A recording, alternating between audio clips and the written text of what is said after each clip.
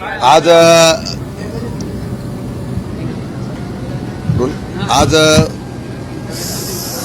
सीमा भागातील आज एक बैठक होती। त्या बैठकीच्या संदर्भातून आदरणीय पवार साहेब त्या समितीमध्ये या असलेल्या बैठकीला उपस्थित होते। बैठक संपल्यानंतर विधिमंडळातले आमदार खासदार साहेब आल्यानंतर उपस्थित होते आणि म्हणून ती एक बैठक संपल्यानंतर कुठे सर्वांना भेटावं, चर्चा करावी आणि अशा प्रकारच्या गप्पा गोष्टी कराव्या म्हणून साहेबांनी या ठिकाणी एकनाथ शिंदे यांची कॅबिन घेतली। हा काही चर्चेचा किंवा राजकारणाचा विषय होऊ शकत नाही। साहेबांना तिथूनच जवळून असताना उतरून जायचं असल्यामुळे त्यांच्या दालनामध्ये बसून आपल्या सर्व आमदार खासदारांची चर्चा केली आणि अधिवेशन चालू असताना आपला नेता आणि त्यांच्याबरोबर आलेल्या सर्व सहकाऱ्यांच्या बरोबर चर्चा करण्याचा तो एक भाग होता।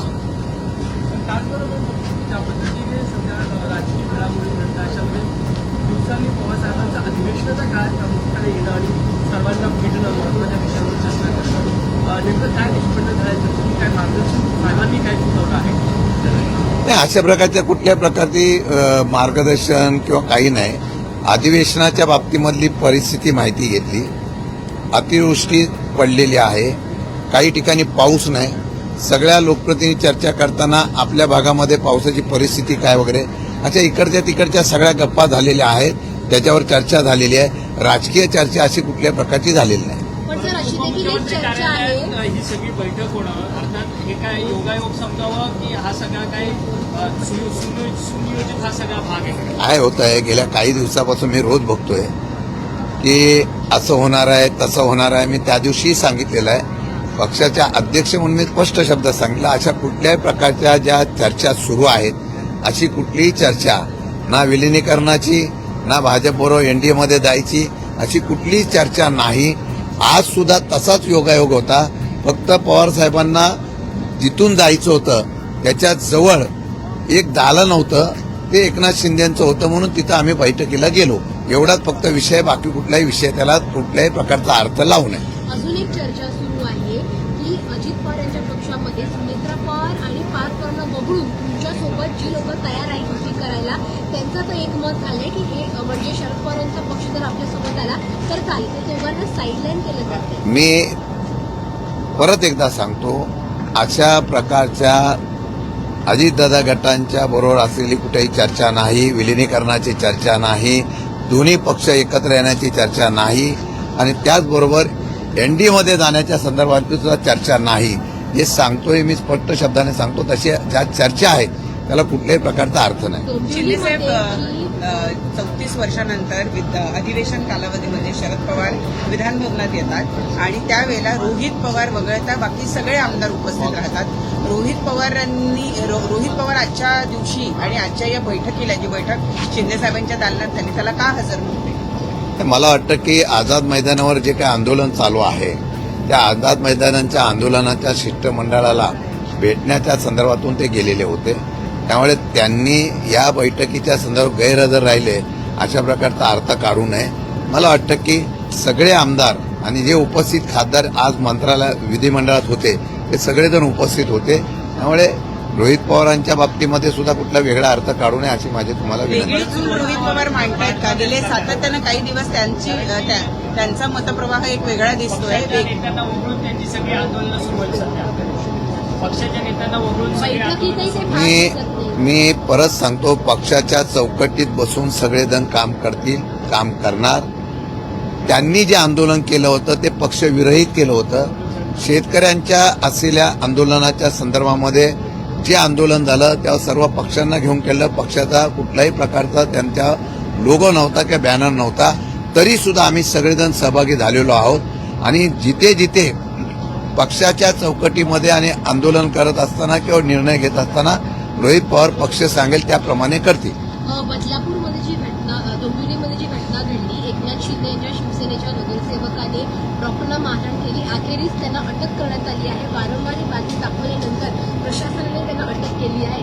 मराठीमध्ये ही वारंवार ही बातमी दाखवली। मी आपल्याला खरंच सांगतो की कायदा सुव्यवस्था, आमच्या पाठीमागे कोणतरी गॉडफादर आहे, आमच्या मागे कोणतरी आहे अशा प्रकारची भावना ज्यावेळा लोकप्रतिनिधींच्या त्यांच्या कार्यकर्त्यामध्ये पदाधिकाऱ्यामध्ये होते, ही डोंबिवलीचीच घटना नाही तर महाराष्ट्रामध्ये रोज जर बघितलं तर कोणाला ना कोणाला तरी अधिकारीपासून कोणाला ना कोणाला तरी धमक्या, कोणाला तरी मारहाण ही सर्रास चालू आहे. आणि म्हणून मला वाटतं की काल त्याचा एक भाग डोंबिवलीमध्ये पाहायला मिळाला आणि विशेषतः महिला डॉक्टरवर सुद्धा हात उचलला गेलाय आणि त्याच्या संदर्भामध्ये कारवाई अधिवेशन चालू असताना जर भीती राखली नसेल तर मला वाटतं दुर्दैव आहे. तशा प्रकारची कडक कारवाई करणं गरजेचं आहे आणि अशा असलेल्या धारिष्ट जे वाढलेलं आहे त्यांना कुठेतरी चाप बसवण्यासाठी सरकार अपयशी ठरलेलं आहे. कुठेतरी पाणी प्रश्नावरती चर्चा करणार होते अशी माहिती. हा पाणी प्रश्नावरती चर्चा करणार होत्या शरद पवार विधानभवनामध्ये अशी नाही नाही अशी कुठल्याही प्रकारची माहिती. अधिवेशन के कार्यकाल पवार साहब का आना सक्सेस का काज करना एक कई नई राजनीतिक जुगाड़ का गठबंधन का जन्म मिल रहा है. क्या एनडीए में जाने की तैयारी? महाराष्ट्र और सीमा प्रश्न के बारे में जो कमेटी है उस कमेटी के मीटिंग में पवार साहब आए थे और पवार साहब आने के बाद अगर नेता हमारा आता है तो पूरे आमदार हमारे पार्टी के जो विधायक थे और उसके बाद जो हमारे एमपी यहाँ पे मौजूद थे उनकी एक मीटिंग वहाँ पे हमारी हो गई. अभी पवार साहब आज अधिवेशन के कार्यकाल में आए हैं तो अपने आप सब लोगों के साथ बातचीत हो गई है. उतना ही है, बाकी कुछ उसमें बाकी को कुछ एनडीए में शामिल होना, किसके पार्टी में विलीन होना, ये सब गलत बात है. आज भी हम है वहाँ पे है. मैं आज आपके चैनल से आपके तरफ से मैं बताना चाहता हूँ कि उस दिन भी मैंने कहा था कि हमारे कार्यकर्ता में संभ्रमावस्था निर्माण होती है, उसको रोकने का काम अभी आपको करना चाहिए. ऐसी कोई बात नहीं है, जो बात 2-4 दिन से चालू है ऐसी कोई बात नहीं है. खासकर ऐसे समय में पवार साहब काफी सारे विधायकों से मिलना है, बाद में सरकार का भी साथ करना, कहीं ना कहीं मैसेज देने की कोशिश करें कि हमारी पार्टी की बात है और कहीं टूटने वाली स्थिति भी नहीं है.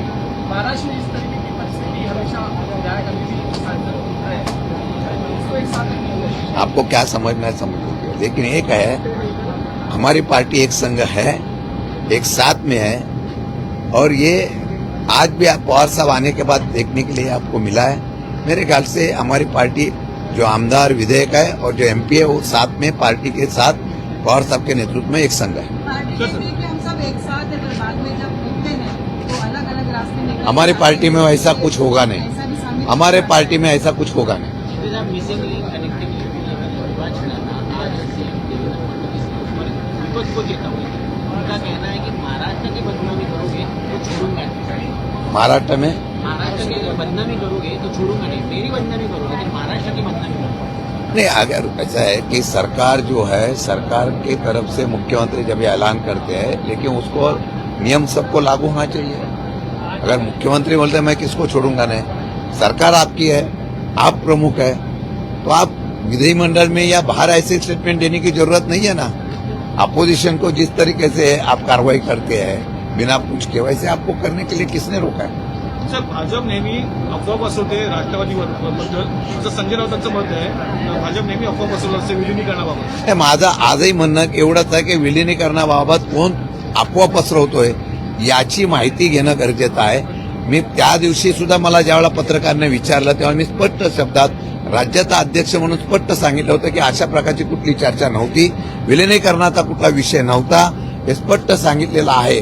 आता त्या बातम्या रोज कोण सोडतं याच्या बाबतीमध्ये खरं म्हटलं तर या पक्षाच्या असलेल्या लोकांमध्ये असमज पसरवायचा, गैरसमज पसरवायचा आणि एक वातावरण निर्मिती करायची, हे काम दुर्दैवाने करतात.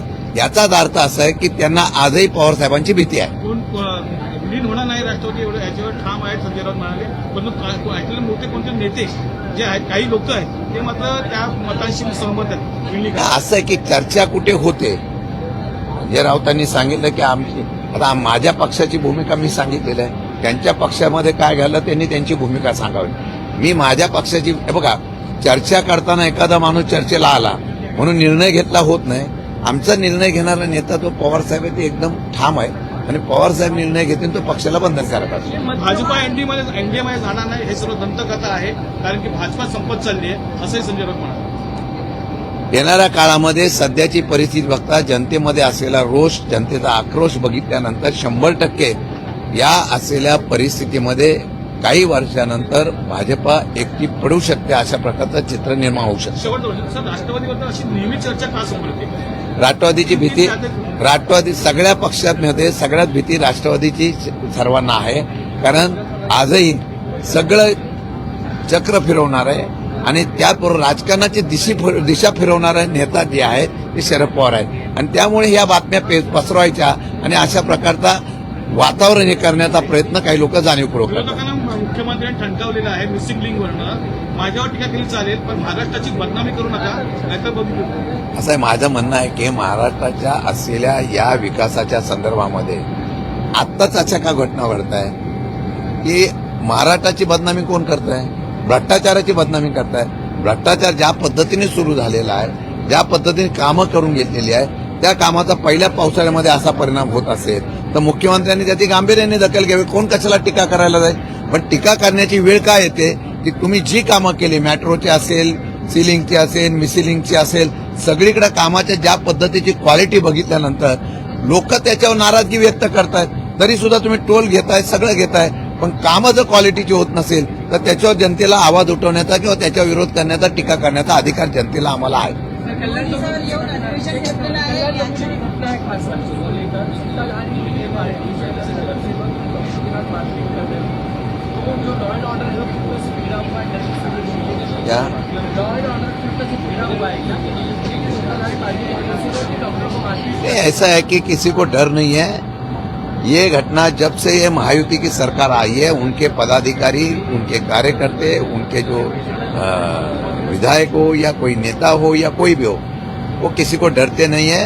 हमारे पीछे कोई है, हमारा राज है.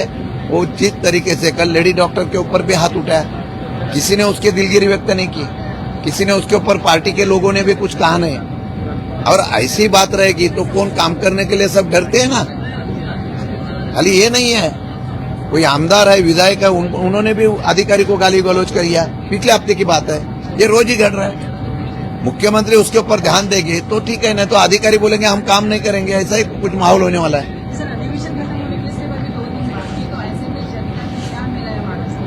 आप उनसे पूछिए जनता को क्या मिला है. अधिवेशन खाली 2 हफ्ते के लिए कर दिया.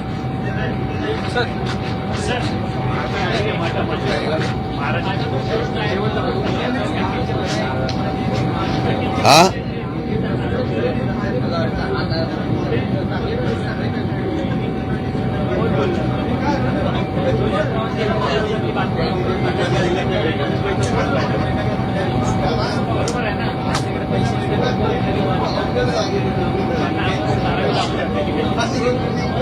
आज बैठकीच्या संदर्भामध्ये महाराष्ट्र सीमावादाच्या बाबतीमध्ये जी कमिटी केलेली आहे त्या बैठकीला पवारसाहेब उपस्थित होते.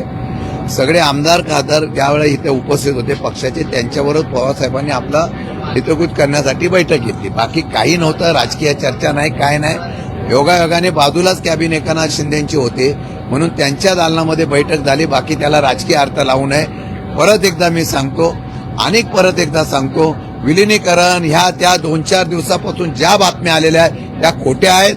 मी अध्यक्ष या नात्याने सांगतो, अशा प्रकारची कुठल्याही प्रकारची चर्चा नाही. आता ह्या बातम्या कोण उठवतं आणि का उठवतं याचा शोध पत्रकारांनी घ्यावा.